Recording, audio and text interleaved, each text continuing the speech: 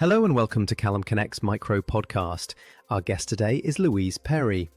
Louise is a London-based art psychotherapist and IFS clinician who crashed out of a high-flying creative career, spent 3 months in hospital, got sober, retrained completely in her 50s, and now makes sweary colouring books. The biggest hurdle I have to face as a leader, as a human being, really, was having to sort myself out first.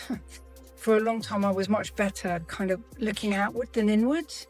I could see what wasn't working in other people, what they were bringing to a situation, where they were going wrong. But what took me much longer was to kind of turn that same honest gaze on myself.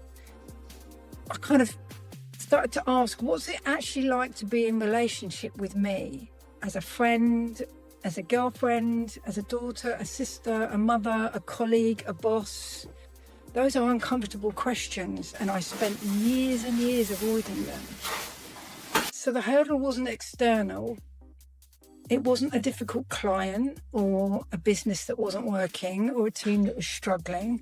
The hurdle was me, my patterns, my blind spots, my behaviours, many of which I'd learned so early and had them so deeply embedded that I didn't even know they were there.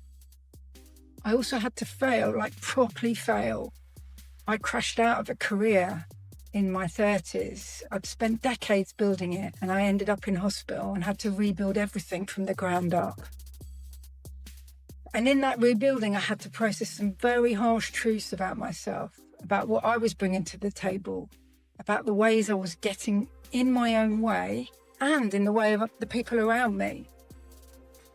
I had to learn to listen, like really listen, not just waiting for my turn to speak, not already kind of forming my responses before the other person had finished, actually listening.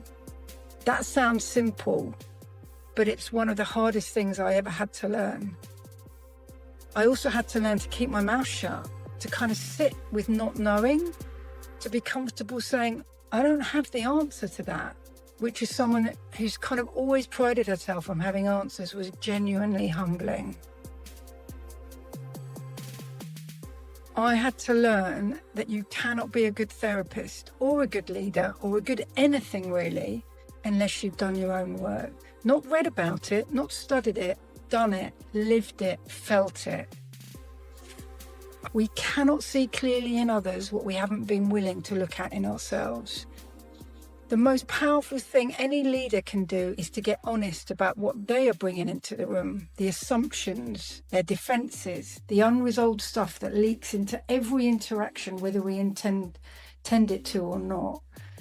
Sorting myself out first wasn't a detour from the work. It was the work. It still is. If you enjoyed this podcast and would like to find more inspiring information about entrepreneurs around the world doing incredible things, make your way to enterprisezone.cc.